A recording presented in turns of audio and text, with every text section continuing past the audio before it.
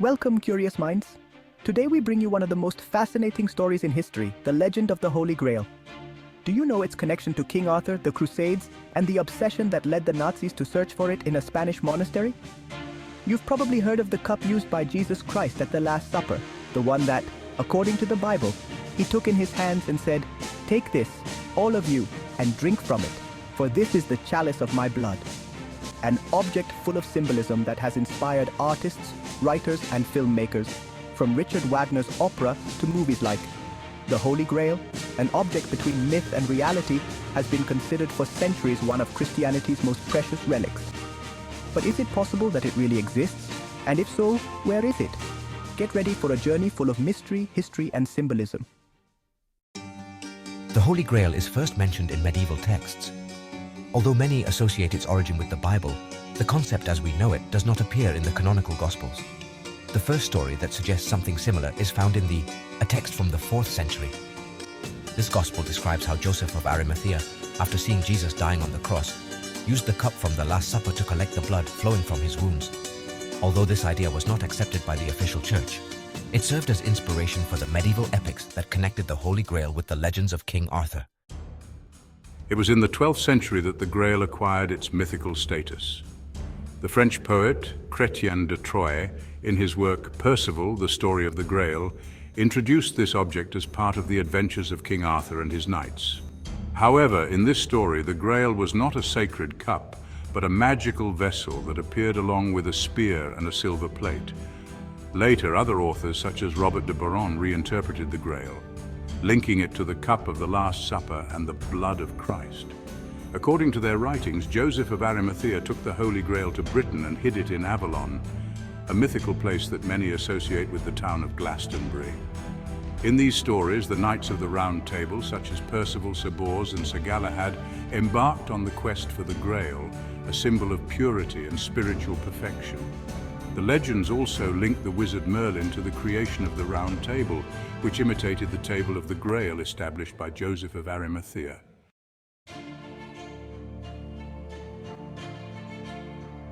The Grail not only has Christian roots, it is also deeply influenced by Celtic myths. For example, it is related to the magical cauldron of the Celtic god Dagda, an object that could feed all men and bring the dead back to life.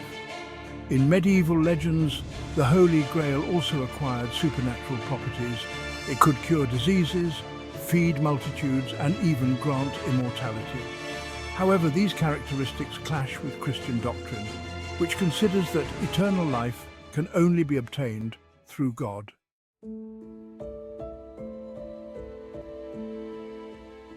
During the Middle Ages, the search for the Holy Grail became intertwined with the rise of the Crusades. Christian soldiers returning from the Holy Land brought with them religious relics that were considered sacred, from fragments of the true cross to teeth of apostles. Many of these relics were fakes, but the temples that possessed them gained prestige and attracted thousands of pilgrims. The Holy Grail, as one of the most coveted relics, became the ultimate symbol of this obsession.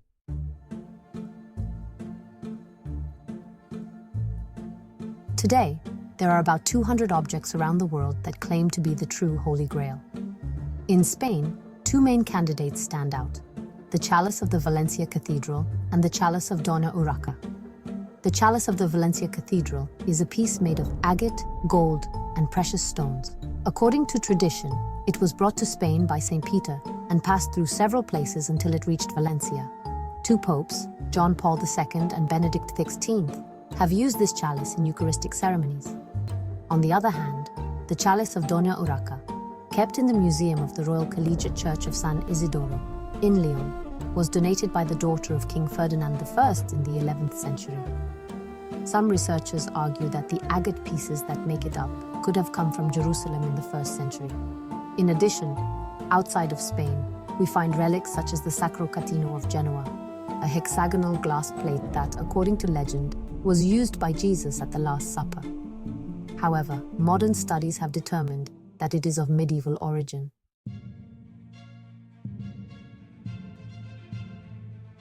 One of the most fascinating episodes in the modern history of the Grail is the search undertaken by the Nazis.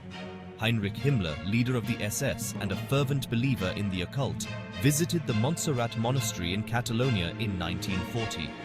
Himmler was convinced that the Grail was hidden in Montserrat, based on Richard Wagner's opera Parsifal, which mentioned a place called Montsalvat, which some relate to Montserrat.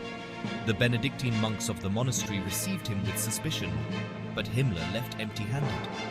For the Nazis, the Holy Grail represented not only a Christian relic, but also a source of supernatural power that could guarantee their victory in World War II.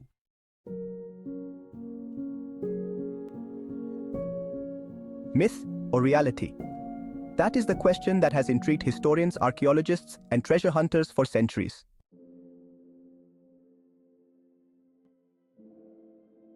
To this day, the search for the Holy Grail continues, not only as a physical relic, but as a spiritual symbol. Some historians believe that the true Grail is not an object, but a metaphor for the search for perfection and divine connection. What is clear is that the Holy Grail has left an indelible mark on our culture, inspiring myths, literary works, and films. What do you think about the Holy Grail? Do you believe it is a real object or simply a legend with a deep spiritual meaning? We would love to read your opinions in the comments. If you like this story, don't forget to subscribe to the channel and activate the notification bell so you don't miss more fascinating stories. Thank you very much for joining us. See you in the next video.